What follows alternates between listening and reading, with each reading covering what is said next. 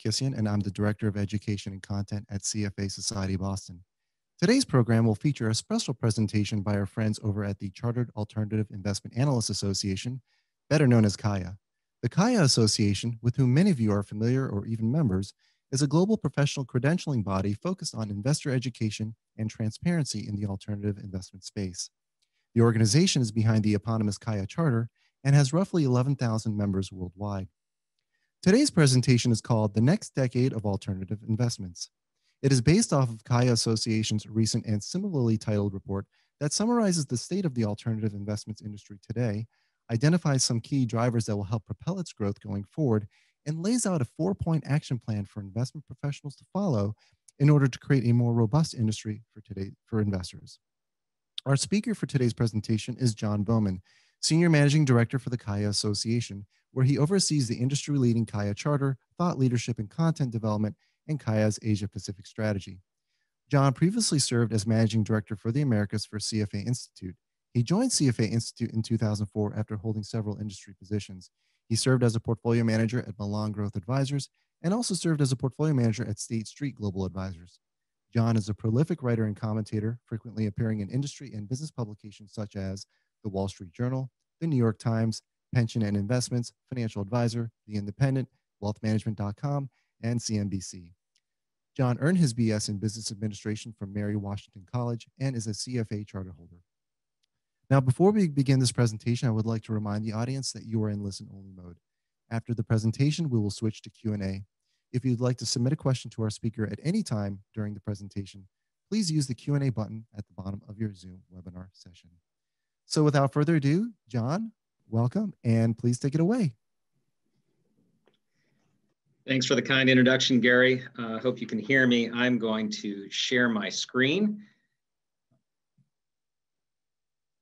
And first of all, let me just say that obviously this is the only time I can say it when I am lucky enough to be invited by Gary and Jeannie to present at CFA Boston, is that it's good to be home. This is my home society. It's always been my home society. And so you are my people. I see a lot of good friends, old colleagues on the attendees list. I certainly wish we were doing this in one of the hotels up there and could move to a social time afterwards, but I'll wait for that champagne toast. Hopefully not too much longer, but welcome everybody. Again, really an honor to be here. I'm going to spend some time today, as Gary laid out, outlining, summarizing what was a hefty piece of work last year that really coincided with the obviously not planned this way, but with the onslaught of the pandemic and thinking through kind of this next phase of alternative investment growth. Just to give you an idea as to what we're going to talk about today, if I can get the, there we go, the slides to work there. Here's the agenda and where I kind of want to go to give you a picture of the trajectory here. You know, one of the things I like to say is I'd like to give you altitude sickness. If I do that, I'm successful, meaning we're going to start very high level and work our way in. And then at the Q&A, hopefully we can pick apart or tease out some things that are very specific. If you've got questions or challenges, I'd welcome those.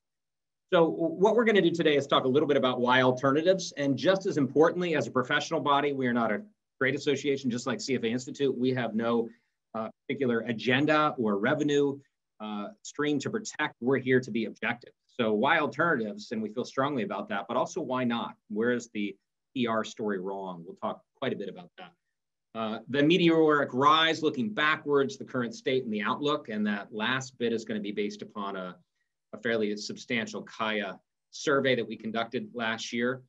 Gary mentioned perhaps what I think is the crescendo of the piece, the most important piece, which answers the question of so what? I think we all, at least most of us, most people that I talk to agree that the upward sloping right trajectory of this industry is probably not going to slow down anytime soon. But what does that mean?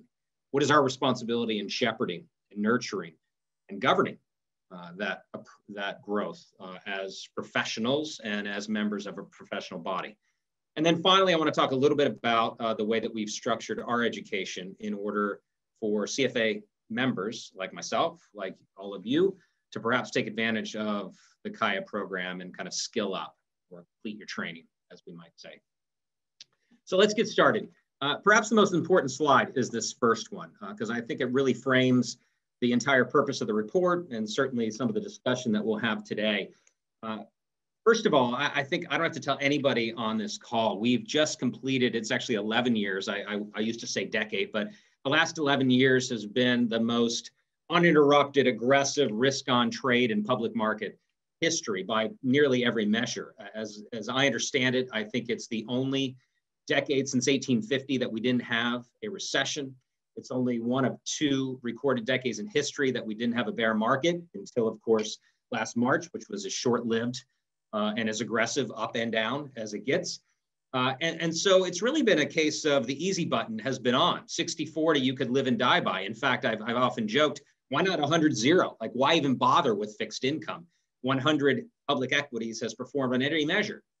But for those of you that perhaps are over 32 years old and have worked in this industry across several cycles and have seen kind of the normal reversion to the mean, diversification and cyclical moves up and down and asset classes going in and out of favor and the economic cycle turning over and upon itself is obviously what we've been used to for many decades. And we very much expect a return to that. We think we're in speaking from a capital market perspective for just a moment, we think we're in kind of a frothy late stage cycle, and we're much more likely to get a return of diversification and what we would call normal volatility and normal performance going forward. The other thing I would say too is that as a professional, as a fiduciary, we really believe that our responsibility in managing capital pools, whether that's for large institutions or whether if you serve in a private wealth capacity, whether that's for wealthy families or individuals, it's really about putting together a collection of betas. Perhaps this is controversial in today's market where alpha is all over the place, it seems, but putting together a group of beta exposures that provides income and inflation protection and capital preservation and uncorrelated cash flows that are built and dependent upon different drivers. And yes, perhaps a bit of alpha conviction here and there, but ultimately with the only benchmark being not an arbitrary public S&P 500, but rather the goal of said client. So the only benchmark really in the end is what your client needs. Again, if you're an institution, it's an actuarial rate based upon your liabilities. If you are a family, it's your goal based upon your retirement needs and your dreams. The one warning here I mentioned, why not, is that I think there's a massive PR problem. I think we often say this with asset management as a whole, that on Main Street in the public square, we're not thought of particularly well. The press often doesn't have wonderful things to say about this. And if you were to put that on steroids, it would be the alternative asset space. And a lot of that is self-inflicted. There's no doubt about it. There is a whole lot of information asymmetry and opacity and complexity that provides for an illiquidity premium and a real opportunity for those that have the capability and the resources and the patience to really seek some of those edges out. But it also provides a gap in understanding that can be dangerous and can lead to misunderstandings. And there are still some significant gaps in what we would call alignment of interests between GP and LP. There's agency problems that are probably much worse and unresolved on the typical private placement side versus your traditional and conventional asset management side. So we need to be really careful. So there's a significant disclaimer on all of this as a professional body that we believe strongly in diversification. We believe that any long-term fiduciary pool of capital should have a diversified group of asset classes that is collected in order to meet a long-term objective. But that needs to be done carefully. And we need education and we need an ethical underpinning in order to do that well. None of that is new to you as CFA charter holders, and we certainly think that's critical at CAIA Association. I just alluded to this, but whether you believe it or not, capital market assumptions, this is a composite of some recently released, it's that time of year, of course, capital market assumptions, BlackRock, JP Morgan, BNY, my old shop, UBS, Morgan Stanley. You can see that most organizations, most of us think that these types of performances are not going to continue. It's been abnormal. And yes, it's been abnormal for a long time, longer than I think most of us expected. But If you look at the public equity performance versus what's expected, if you look at the 60-40 versus what's expected, under any circumstance, we're going to have to work harder to hit those goals, to hit those actuarial rates, to hit those retirement outcomes. There's no doubt about it that if you were running money in the 80s when the 10-year averaged, I'm talking US here, 10-year average 12, 13, 14%, you could throw it all into fixed income, government, treasuries, and go home. If you're running money in the 90s, it was 6%, maybe you added a little bit of equity on top of that to protect against inflation and get that real return. But it wasn't that hard to get to that 7, 8, 9% expectation. It's a whole lot different now. Cash returning next to nothing, fixed income, really hard to find yield, of course, given the accommodative Fed for a long time and central bank work. So do we really expect this to continue? We've gotten most of this out of the public equity market. Where is it going to come from in the future? Any fiduciary is having that mental wrestling match with themselves right now. I probably don't need to show this, and it's certainly a busy graph and schematic, but you can see that, again, in the US, on the public pension side, for much of the reason I described in the trajectory over the last 3 decades of the 10-year and the fact that most of these systems have been diversified across all asset classes, they haven't been able to keep up with the 60-40, with the equity markets, and even with their actuarial rates. As most of you know, those numbers have typically come down at most systems from 8.5, 9 to 7, 7.5. But even those have been elusive, as you can see. None of them are really hitting, or frankly, even coming close to hitting their long-term return targets to meet their liabilities. So much of the US pension system is in severe underfunded status, a real crisis. That is not the case in a lot of places outside the US, particularly in the Canadian system. But nonetheless, that diversification, as I mentioned, has not paid off. The question is, will it pay off going forward? One real argument, and if we were having this discussion a year ago, this was a bit easier to convince you of than it is now, and I'll come back to that disclaimer in a minute. But one real argument from the perspective of alternative assets, and particularly private capital, less so on the hedge fund side, is that companies are staying private much, much longer. The peak of the IPO market, again, I'm going to reverse 6 months because obviously this has changed with the SPAC explosion. But the peak of the IPO market was in 1996. So we've had 25 years of collapsing IPO activity. That trend has been aggressive and down. And IPOs, the traditional ones, had become somewhat of an endangered species. Companies, especially new economy companies, and I put an underscore and punctuate that new economy, new market, internet, biotechnology, network effect type business models were really relying on private markets much longer.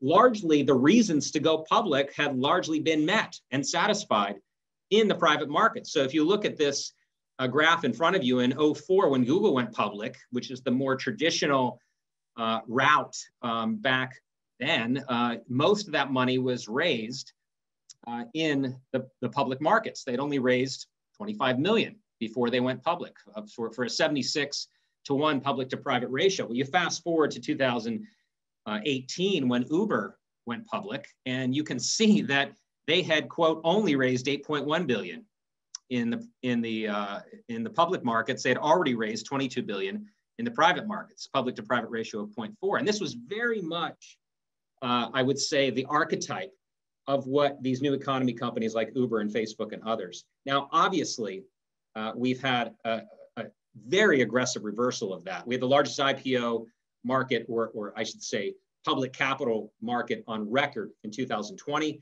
and mostly because of SPACs, almost exclusively because of SPACs. In 2021, we started off on the fastest pace in history. So who knows? This is reversing, at least for the moment, for the short term. But I would say the long-term trend of capital formation there's been tectonic shifts towards the private markets. It has matured. It has offered sophisticated talent and oversight and leadership and access to capital, and even what I would call that subjective halo effect that used to exist 25 years ago when I entered the public markets, of going public. It was the ability for those founders to kind of capitalize and take advantage and monetize their ownership, take advantage of growth, and really kind of put themselves on the map. And again, that has been largely met, other than a liquidity event to perhaps sell your shares into the public markets for those initial owners. Much of that has been largely met. So we'll see how this plays out. But certainly, I think any responsible fiduciary needs to realize is that if they leave private markets out, they could be sacrificing access to a large portion of the global economy because just the structural underpinnings of where people raise capital is fundamentally shifted. Now, this idea of moving towards alternatives is far from new. As you can see here, this is Preqin data from 19. If you look at private and public pensions, if you do quick math on that, 20 to 25% of their assets are located in what we would traditionally call alternatives, private equity, hedge funds, real estate infrastructure, anything outside of public equity, fixed income, and cash. Sovereign wealth funds, endowments, and foundations, even higher than that, approaching 40% in some cases. Some of the sovereign wealth fund has the ability to kind of put to work state capitalism in some parts of the world. But nonetheless, you can see that kind of starting with the Yale model, the endowment model of 50 years ago, the university endowments have kind of led this charge, but sovereign wealth funds with their almost endless time horizon are able to handle illiquidity, I should say, and invest much more of their portfolio into private businesses. And so this is not new. In fact, we could challenge, maybe a whole nother discussion we could have is challenging whether alternatives are really alternative any longer. But we expect that to continue. And I promised you that I would kind of unveil this data that we found through this survey. I've walked through on the left-hand side of the slide many of the reasons that we think that, and we could go into more detail on any one of those reasons, and that's not exhaustive. I'm sure that you have others. But if you look back to when CAIA started, shortly after CAIA started, we started in 2002, 2004 was where this data started.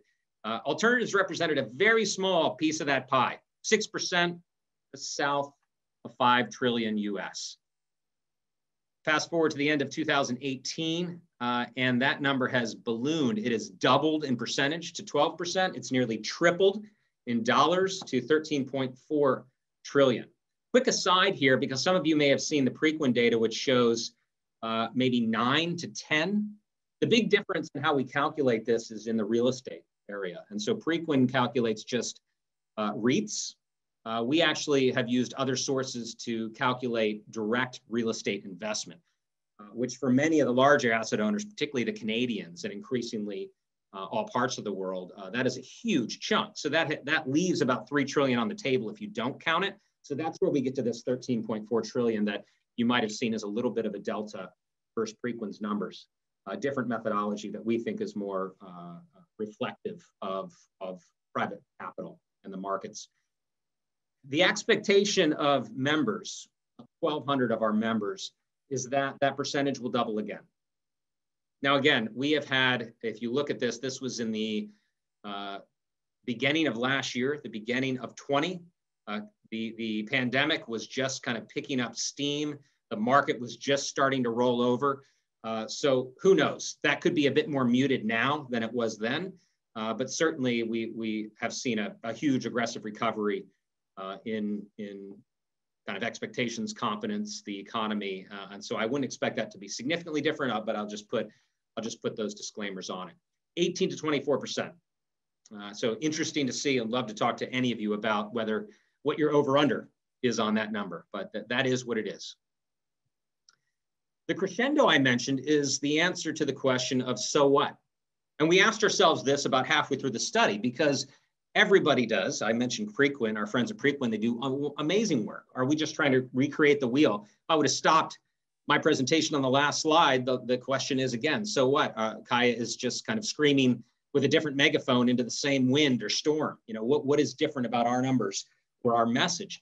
And we are a professional body, as you are part of CFA Boston, as you are part of CFA Institute.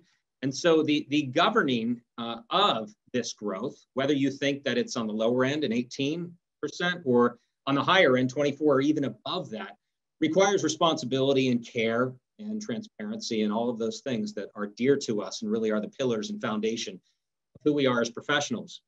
And so we've, in response to that expected growth, we've offered this 4-point call to action, this agenda where we want to confront the industry, both GP and LP, admittedly, all the actors within the industry, to this greater calling.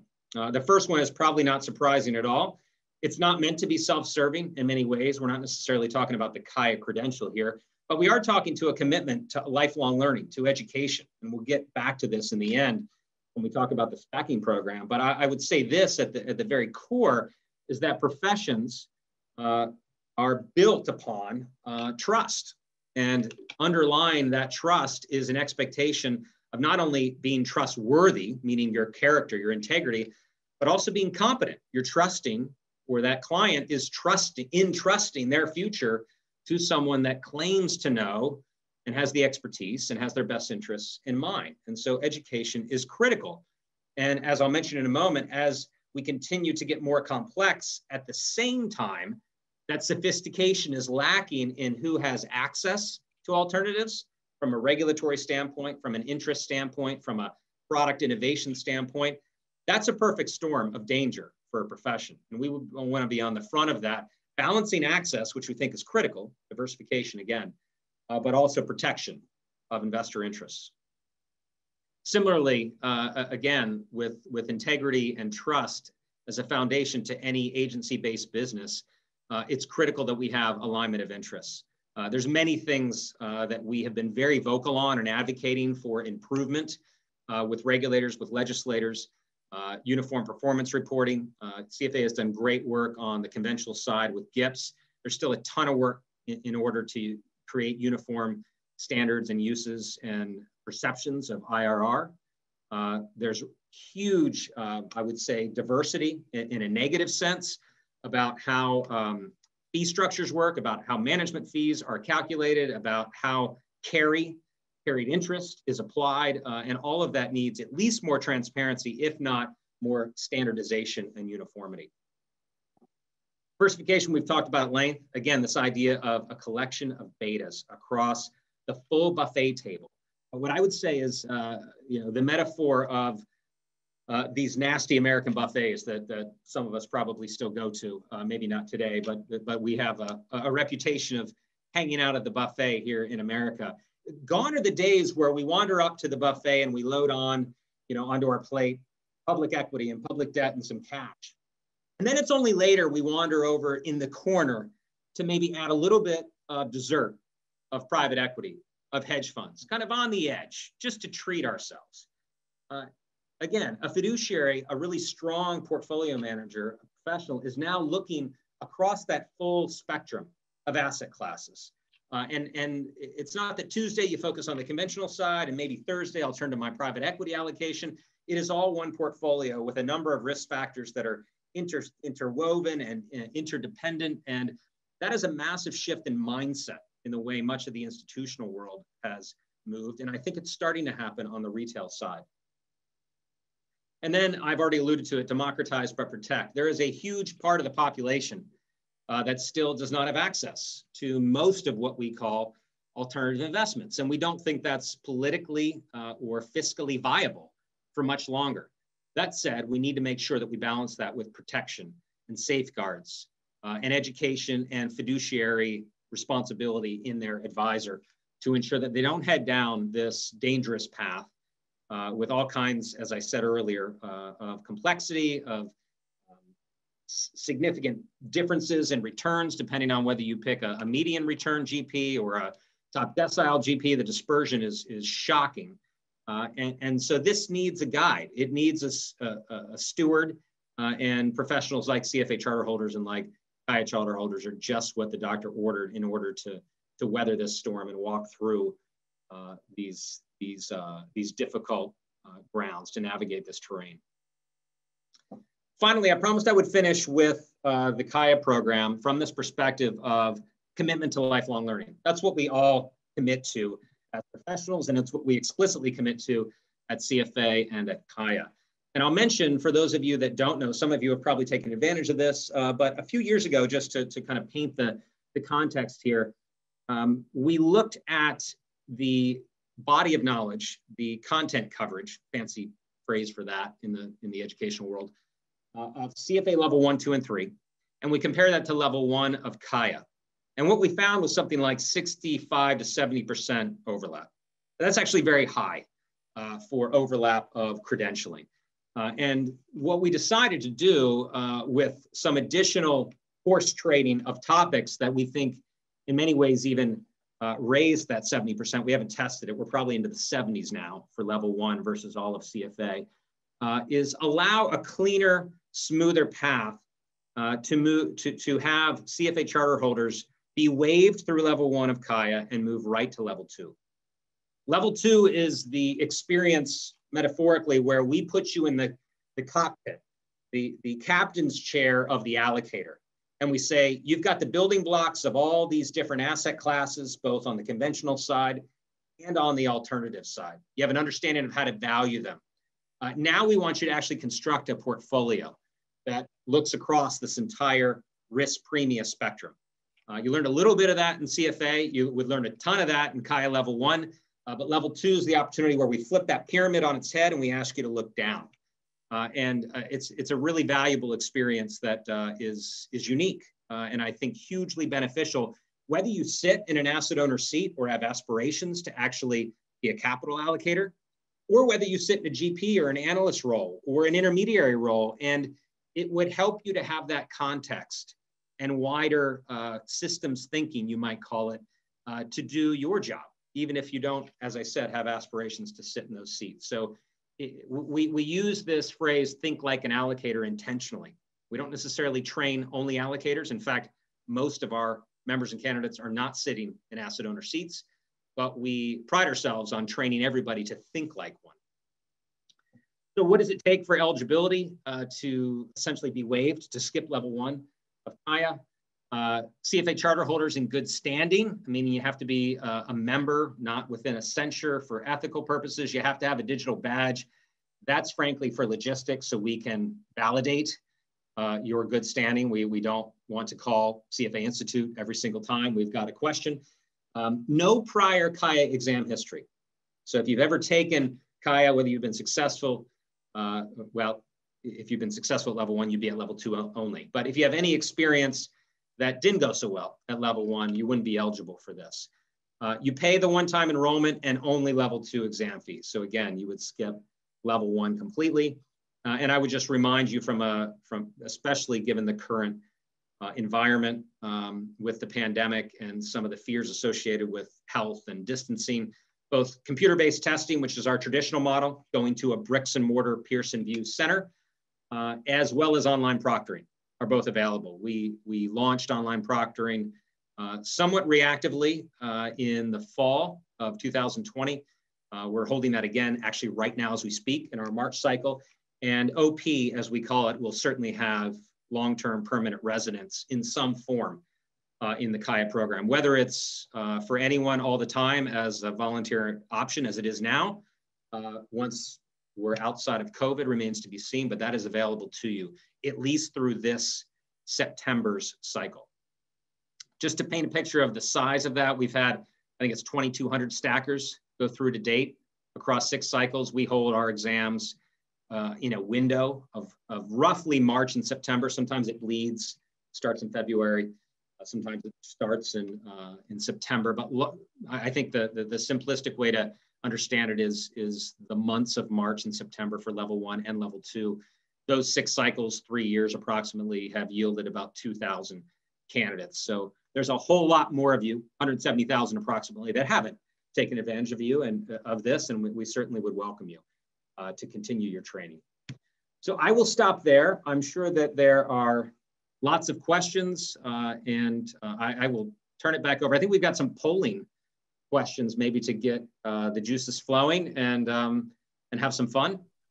So Gary, back to you. Thanks, John. Really appreciate that. And thanks for taking the time to do this presentation. I think many of us would agree that, that But this is going to be a very exciting space going forward. So we really appreciate that. So just as a reminder to the audience, we're going to switch things to Q&A now. I know we have a few questions waiting, and we're going to also run some polls to get some engagement here. And also I was going to mention too that the report that this presentation is based off of, it's about a 30-page report. It's not that long of a read, actually. There's a lot of good visuals and statistics in there. Where can our attendees get access to that report?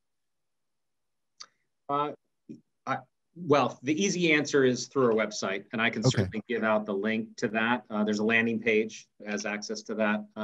I think you have it as well, Gary. So the reason I hesitated is we were happy to give that to you, and you can send it out directly, so you don't have to kind of meander your way through our website, but that's up to you. Fantastic. So if there's any interest from anyone in the audience for that report, just feel free to reach out to us, and we'll be happy to distribute that to you. So I wanted to actually see if we can kind of kick this off with just a question regarding the growth trajectory of the industry. So let me go ahead and launch this poll with our members or with our audience here. And the question goes as follows. What segment within alternative investments will lead in growth of assets under management in the next 5 to 10 years? The options listed are private equity, hedge funds, real estate, infrastructure, natural resources, private debt, or other. We'll give some time here for our audience to vote on this. Am I allowed to vote, Gary? I think right now we have it set up for just the attendees to vote. Yeah. But we will publish the results shortly. With about 60% of people that voted so far.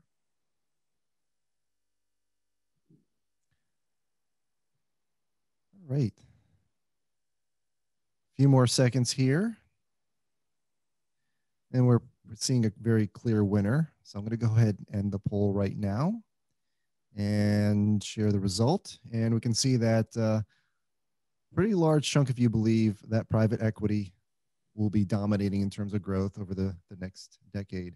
So John, I want to kind of get your perspective on this in terms of how you feel about this perspective from our audience, how it lines up with your members, and what do you agree with? Does CAIA have a perspective, and what do you think those drivers will be for that category that's going to lead the way? I think this is largely consistent. Just to frame the numbers here, because I assume we were talking about percentage growth rather than dollar growth, because these asset classes are coming from very different bases. The 13.2, which is I think what I showed earlier, just for those that maybe don't know how that breaks up currently, private equity and hedge funds are each about 3 trillion. And then we've got real estate, as I described our unique methodology. Private equity and hedge funds are each nearly 4 trillion. Real estate's about 3, and then between the other 3 areas, private debt, infrastructure, natural resources, makes up the other 2. So you took that away, but I could pull it back up. Yeah. So this is largely consistent. Private equity overwhelmingly was how our members responded as well. Even though that already is dominant and has grown the fastest, we expect, especially with the dry powder and the demand for equity-like returns and alpha. I mentioned the need and the difficulty, the challenges of getting to those actuarial rates. I think most people believe that private equity is the best channel for alpha. I would say private debt too. You know, private debt is a really interesting one, and we can't go through all of these in depth, but just a couple more comments. Private debt's a really interesting one because private debt started as a 200 billion, even as recently as a few years ago, 200 billion appendage to private equity. It was a necessary means for usually buyout companies to raise funds along the capital stack to kind of fund and lever up their ownership. It has become a $1 trillion business in its own right, and now has dedicated, very unique GPs focused exclusively on different avenues of private credit. I think that is often viewed and was second as far as growth. That has been a skyrocketing, probably the fastest growing the last 3 years, and that would be a close second.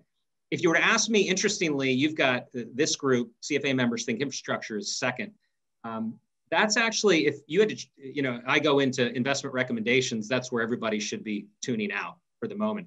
But if I had to pick one, if I were managing a large capital pool that I think has a lot of upside and interest, is infrastructure. one of the reasons is simply from a system structural standpoint, that it's one of the few that has very consistent, stable cash flows that are very uncorrelated with some of the other economic drivers of these equity-like returns.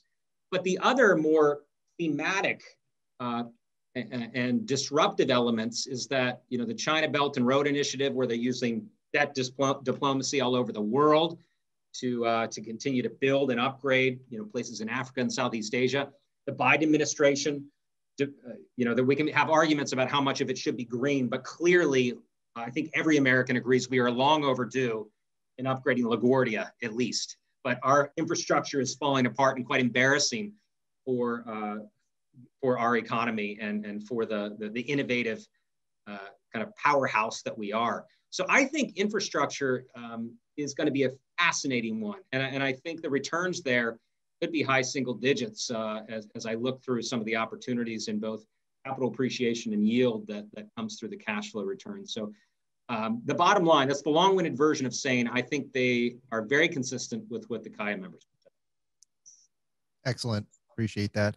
We got a question here from the audience. I think it has to do with some recent events in this generation of Robinhood traders. How do you balance educating next generation investors who are learning about investing via these platforms that kind of game the investment process versus needing to explain the complexity of alternatives? Old Robinhood, yes. This is I'm burdened, and there's a lot of tension in this one for me, quite honestly. I commented publicly on Robinhood's Super Bowl ad, which I thought was atrocious. And let me just say, first of all, as kind of a preface to my comment on the Super Bowl ad, is that one of our founding principles at CAIA, and I know at CFA Institute, is fair, transparent markets that allows for access and equitable participation in the capital markets. So I want to state that emphatically and without any reservation. However, jumping into the deep end without fiduciary help, without an educated professional to hold your hand, to enter in and probably wade and play and experiment with things that they could really use a professional alongside of them. So there's tension with that. Specifically on the education side, we have a sister offering called the Fundamentals of Alternative Investments that we launch, and that is meant to be assuming no elementary background on economics and finance. So it's not meant for professionals. It's not a professional designation or a credential. It doesn't require membership. So this is one answer to that investor education. Obviously, we created that before we knew this Robinhood thing and Reddit was going to explode. But we do feel strongly in working with regulators to make sure we get this balance right. Gotcha. Appreciate all the questions coming in. I see we got a few more coming in, so we'll do the best we can to get through these as quickly as possible. We have a question about the mass affluent segment of the private wealth market, if you think of it that way. The folks with, say, 250,000, 2 million, maybe even below that. Your report talked a little bit about liquid alternatives and how hedge funds are getting into that space. So maybe that's part of the question here. But the question goes, what tools are available for smaller client portfolios to gain access to alternative strategies? In conjunction with that, do liquid alternative strategies fall short due to the loss of the liquidity premiums? Short answer to that is yes.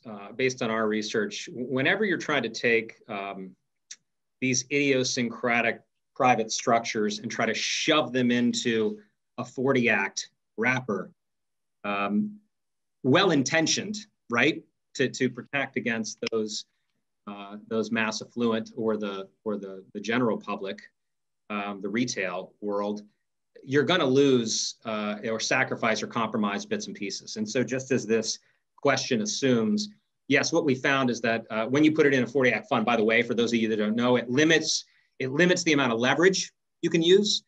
And it also requires a certain amount of restricted asset types. And so you can't go over a certain amount. And there's a long story behind that gets rather complicated. But the point is that you're not liberated to kind of do what you want within your portfolio.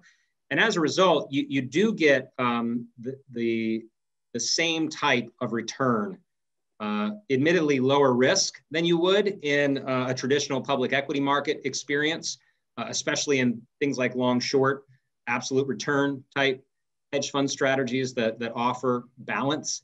But you're not getting the illiquidity premium. You're not getting that alpha on top. So you're effectively paying more for what is really a slightly less risky public equity portfolio. I think, by the way, the other potential assumption in this question, or maybe the question I want to answer too regarding this, has to do with the regulation around who should have access. Since these are subpar, suboptimal options for the mass affluent, how do we carefully, as I've tried to echo over and over again through these last 45 minutes, exercise balance in the regulation so that more people get access to larger parts of the global economy, but we protect them? One of the things we've told the Clayton SEC, and we're now starting to tell the Gensler SEC under the Biden administration, is that the history of the accredited investor rule is purely wealth-based. And you just alluded to that, Gary. 250,000 income, $1 million assets, and we're through, right? What about everybody else, right? They really haven't changed that rule in decades. And shouldn't we move towards an anchor of education and sophistication rather than wealth? I think we all understand the reason they went down that route is that wealth could be a proxy for sophistication, or maybe discretion, ability to lose assets. So maybe it was the best they had at the time. But now we have binary stamps of approval, whether through the CFA program, CAIA Association, certain other educational organizations that could serve as binary gates to get access to this. And so we're working hard to ensure that more people have access to what we think is necessary parts of their portfolio. Gotcha. We got a question about the technicality of the stackability. So does a candidate who has passed CFA level 3 but waiting for the charter because of work experience requirement still qualify for the CAIA level 1 waiver? Unfortunately not. So that member in good standing assumes, CFA member in good standing assumes that you've checked all those boxes with CFA, one of which, as this person well knows, unfortunately, is that member experience. So unfortunately, we'll have to wait for that to accrue, and then we'll be ready to welcome you. Fantastic. Okay. So I was wondering if maybe we can touch on a subject that's kind of hot or has been hot for a while, and that's ESG investing. And you ran a similar type of poll with the sampling of your members. So I'm going to go ahead and launch that poll with our audience here. And the question goes as follows. In your alt allocation, what factor within environmental, social, and governance will be the most important for managing risk going forward? So we list them out individually: environmental, social, governance, some combination, or all of the above, or they're not going to be an important factor in managing risk. Be curious to see what everyone has to say about that. We already have half of you have voted so far.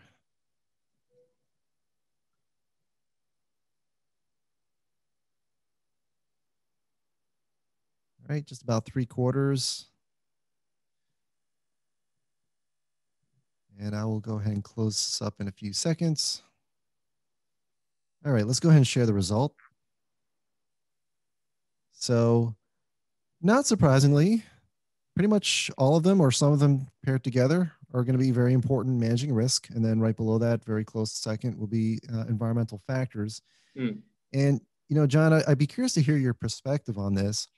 And then also, I kind of have a follow-on regarding the G component. As a segue, you had this case study in your report regarding WeWork and some of the lessons that investors can take away from that implosion that happened.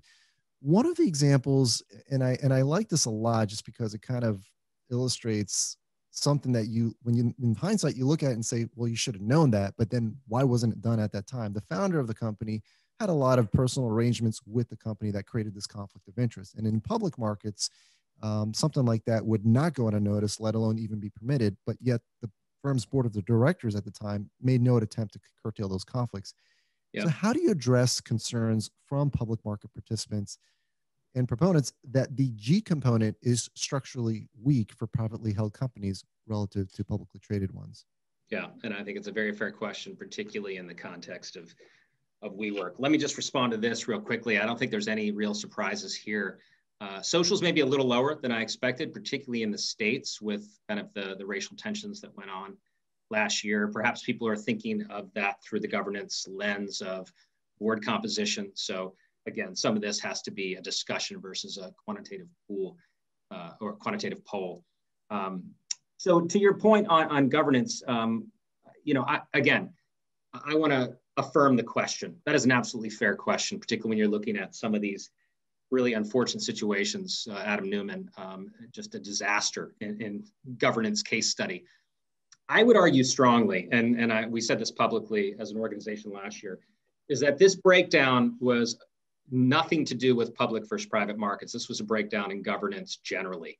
This was not a reflection of you know, price discovery being way off in private markets, and therefore, you know, we were trying to pull one over on the public markets. There was a lot of that that I think was covered by the media. There was a lot of private markets don't pay as much attention, that there are incentives not to be as disciplined, not to put the proper controls, internal controls in place.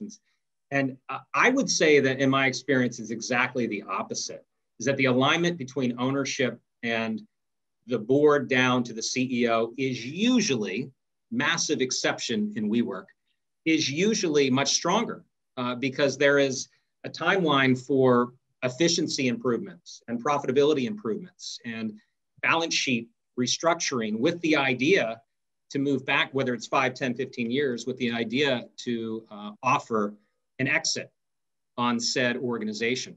There's often hand-picked leadership that's instilled that often these portfolio companies will have the GPs kind of roster of great CEOs that they move around and insert into these organizations. And so typically there's very intimate understanding and a lot of pressure and a lot of alignment. And I would think that's more the norm. Again, though, I have no response and am just as frustrated and was just disgusted by the governance miss and negligence of WeWork. And it was a nice warning for all of us. Yeah, definitely was a good lesson for all of us to take going forward. And there's plenty of those out there. Really appreciate everyone submitting their questions. I know we've got a little bit of time before we hit the hour mark, so I'll try to get through these remaining questions as quickly as possible. We got one from Jeffrey here, just asking about the pros and cons of including hedge funds in alternatives. Some might argue that it is just a less constrained and regulated form of a public market betas and alpha seeking with a dose of private equity investments in some cases. If it is an alternative, what is its diversifying beta? Yeah, this is such a good question, Jeff. First of all, let's all, unlike I think most of the rest of the asset classes and alternatives, hedge funds more than any is an industry. It's not an asset class anymore. So I think Jeff already picked up on that you cannot compare some forms of hedge funds to others. And if you're talking about absolute return or long short versus macro that are kind of trying to take advantage of edges and mispricings and asymmetric information, one is purely a beta play, the other is purely an alpha play. I would also say, and this is where I kind of pick on the mass media a little bit, is that we often forget that hedge is an adjective in hedge funds. This was meant to actually hedge against public market beta, right? That was the initial idea, and how soon, and a lot of this self-inflicted by a lot of big egos, I might add, that this was about seeking out edge and alpha and ever increasing relative performance against the S&P. The benchmark is not the S&P. The smart allocators I talk to are not thinking about beating their public market returns with their hedge fund or what they often call diversifying strategies now. It's the more PC way to refer to hedge funds. They're there to provide alternative uncorrelated streams of return. And they think very carefully about long-term relationships with their GPs. So I think to Jeff's point, there are certainly some that are unabashedly alpha seeking and alpha generating, and relative performance versus the S&P versus the broader very good portions of a portfolio, very strong performing strategies to help hedge over the long term against what could be an ugly, at least muted public equity market. Interesting. Shifting focus to some of the newer categories out there, we have a question on digital assets. Andrew asks, what's the role of digital assets in an alts portfolio in the next 10 years? Is CAIA adding educational modules on that space? Well, we're thinking very hard. This is a great question, Andrew. By the way, we just out of our Asian office, we just published a thought leadership piece on tokenization. So this is not all about crypto, which I think is probably what he's largely talking about. But it was basically taking the distributed ledger and applying it to tokenizing all types of alternative assets. You can tokenize your house. You could tokenize commercial real estate. You could tokenize private equity funds. And there's lots of kind of apparatus that needs to advance in order to do this. But huge opportunity, back to the other question of retail exposure. Similar to what, and I know I gave them a little bit of trouble earlier, but what Robinhood is trying to do with fractional shares in the public markets, what if we created fractional tokenization of this private capital? And I think over time for a retail portfolio, that can be very attractive.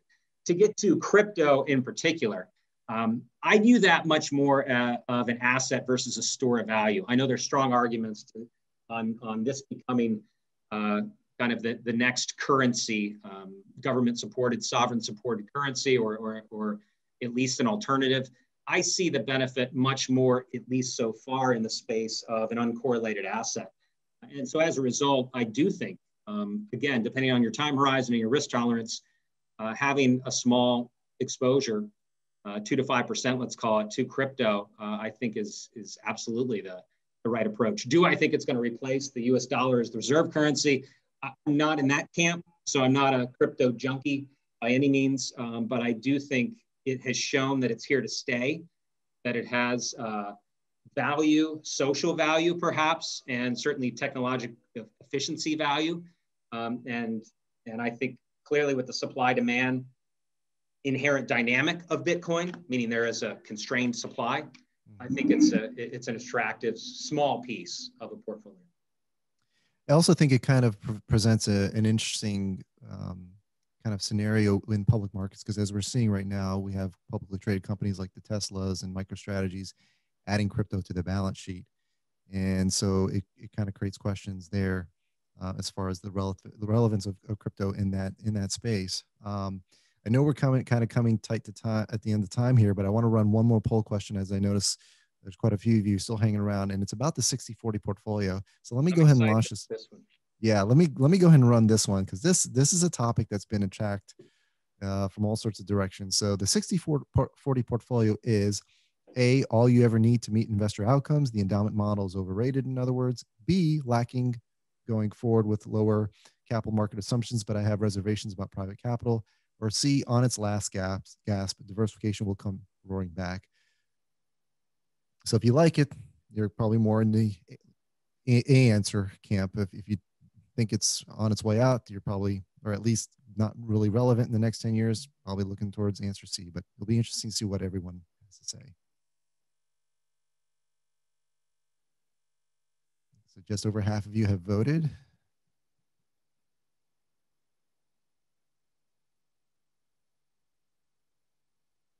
We're about 3/4. Give this a few more seconds. All right, let's go ahead and publish this result. And it looks like, yeah, majority of you think, really, not surprisingly, it's on its last gasp. And we've heard, obviously, just given the state that fixed income is at today, and you've talked a little bit earlier about how pension funds are just not able to hit their return assumptions with a traditional fixed income allocation. I'd be curious to kind of hear your thoughts on this, and maybe, what's your perspective? Yeah, well, this is very interesting, and perhaps there's self-selecting because of the title of the session, right? So there's a lot of friendlies, or maybe I'm from Boston and people aren't wanting to be rude to me today, which is very kind. You would not believe the hot button that this is right now. I mean, really, the studies that have come out that suggest that the endowment model is dead, that it's never worked, that it's hugely underperformed 60-40 or the public equity markets over the last 10 years. And part of me wants to say, of course it has. like no duh, kind of. So I think we have to be careful to cherry pick time horizons, because I could do the same in the 90s for private capital and make public markets look like you should never invest in them again. I could do the same for US versus international stocks. And depending on the time horizon, I could convince you that looking backwards that you should never again own non-US stocks, or vice versa. And so that's an obvious statement, but all I would say is we have to caution ourselves to assume that what's worked in the recent past will continue to work. And for all the reasons I mentioned today, I think that private markets, with all of their warts and growth and improvements that I've outlined, or at least touched on, play a critical role in meeting long-term investor outcomes. And I'm always coming back to the client, because that's what this is all about. It's not about maximizing returns. It's about meeting an objective. And I think that's really hard to do over several cycles with a singular focus on either public or private only. I think that's why all of these avenues, we continue to innovate, and all of these types of assets play a contributing role in meeting that long-term objective. So I think we're headed back to normality, but I certainly can understand the other side. I'm just not sure why there's so much anger. But maybe I should get used to that as an American. A lot of divisiveness on lots of things these days. Of course, sure. There's always a lot of controversy. If you don't mind, we're going to go a little bit into overtime here. I know we still got some questions left, and I want to also wrap up with a question just about what CAIA is doing in general, just as far as preparing members and investment professionals for some of the change in the skill sets in the future.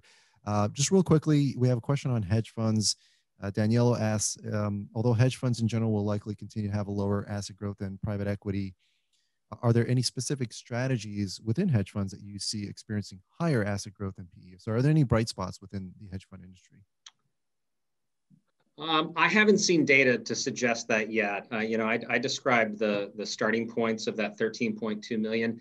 The funny thing is, if you look back over the last 5 years, so if, as I said, hedge funds and private equity roughly kind of right at 4 trillion each, that 4 trillion or 3.8 of hedge funds has been kind of flatlined for almost 8 years. Whereas private equity has gone from 1 trillion up to 4 trillion. So you talk about just completely different. Hedge funds is the only one of those asset classes we polled earlier that has been flat. I think Danielle is getting at, though, I think, as I mentioned earlier, anecdotally, when we talk to both our members and lots of the large allocators, I think there's a lot of capital flowing into the more diversifying beta plays that I described earlier in answering that other question on hedge funds versus the alpha plays. I think that, again, the more sophisticated asset owners are starting to see the benefit of hedging against long-only public equity managers and markets. And I would expect to see that portion of the industry, those strategies start to really pick up steam in the next 5 years. Gotcha. We're going to take one more question from the audience, and then I'll try to wrap it up on my end. So Wayne is asking, where do you see the SPAC market moving after running up so much in the last year? SPACs, yeah, we're adding a bit on exit strategies to our curriculum for 2022, and SPAC wasn't on our radar until recently. We thought we were going to write a chapter on direct listings versus traditional IPOs, and now we've got a third option that is dominating, right? There's no doubt. Look, I think you'd have to have drunk a lot of this Kool-Aid not to think that a big part of at least the sheer scope and pace of this doesn't have to do with the frothiness of the market. Every bubble in late cycle, if you study history, looks a little bit different and has different elements, but the sheer euphoria associated with some of these running in blindly to a shell, not even knowing what you're ultimately going to own, smells a lot like late cycle.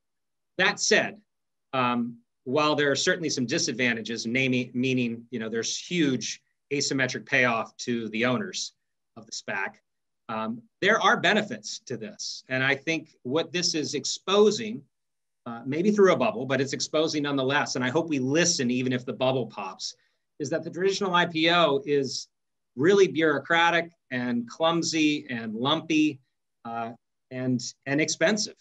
And is there a better route that doesn't allow the investment bankers to disproportionately make the money and misprice the asset, but also doesn't overprice and overpay the founders. And I think we're still, the market is still kind of deconstructing itself. One or two new certifications, and wondering if you can kind of spend some time on that. I believe one of them is a data science oriented program. So could you spend some time describing those certifications? Yeah, absolutely. Well, Gary, I would also say, just kind of finishing off the stacking discussion, that CAIA proper, CAIA credential proper, I just alluded to SPACs. We're spending a lot of time ensuring that that is the most credible, up-to-date, current curriculum and experience possible. So heavy ESG additions, discussions of some of the covenant traps in private debt that we're facing now as we get, again, late cycle, these trap doors that allow you to shift collateral around and kind of avoid covenant breaks, and then certainly exit strategies, as I just alluded to. So the CAIA program we're working hard on too, that there's never a contentment with status quo. Let me just say that. But to your point, we also saw a gap that we didn't think could be met through just adding some readings around the edges in CAIA. We have added artificial intelligence and big data and machine learning elements to CAIA, but we felt like this was a growing discipline and a growing gap and a growing bridge in an asset management firm that really needed dedicated attention. And so the best way to describe this, somewhat tongue-in-cheek, is if you cut your teeth in this business like I did, up in Boston at a large long-only equity shop, pretty traditional investment background, right? And suddenly you find yourself sitting next to a data scientist or a computer scientist, a mathematician, and you don't speak the same language. And I don't mean English. I mean the way that you think, your role, and your jargon, your vernacular. And what we're trying to do with the FDP, the financial data professional, is provide for the traditional investment professional a language and a bridge and a tool set to communicate and integrate those data scientists, those computer scientists, and the algorithmic suggestions or additions of what these machines can do to help our investment process, to help our organizational alpha, to help us de-risk. There's multiple things big data can do. So it's giving us, again, me pointing to myself, it's giving folks like me as an archetype the questions to ask, right? Because I wouldn't even know what questions to ask right now if you brought a data set to me from a data scientist. What is this telling me? What are you maybe missing because you don't understand finance? Where should I question your assumptions? Where might the data break down? What they call data overfitting, meaning you've assumed something from a small data set incorrectly. And it's giving you a conversation and the ability to speak a common language. So that's a one exam program based upon a proprietary curriculum we've put together to, again, bridge the gap and upskill the traditional investment manager. And we're really excited about it. Fantastic. Really helpful. Well, we're pretty much at the end of time here. So I wanted to thank you again for taking the opportunity to review this presentation and ask questions from our audience. Before we sign off, are there any parting comments you would like to say? I don't think so. It's just, I hope to see you all in person soon. I think I am down in Virginia still and sorely missing Boston. Hopefully the summer is when I'll be able to get up there, because that's when I miss Boston the most. So absolutely. I hope all of you take care, stay safe and healthy, and I look forward to a reunion. Likewise, I'm also missing the in-person environment as well, but hopefully we'll see some opening back up pretty soon. So thanks again to everyone. Thanks, John, for taking the time today. Thanks for everyone for joining. And remember to check our website, cfaboston.org, for our upcoming events. We've got a pretty busy March and April schedule ahead of us. And until the next time, please be well and take care. Thanks. Thanks, Gary. Thanks, everyone.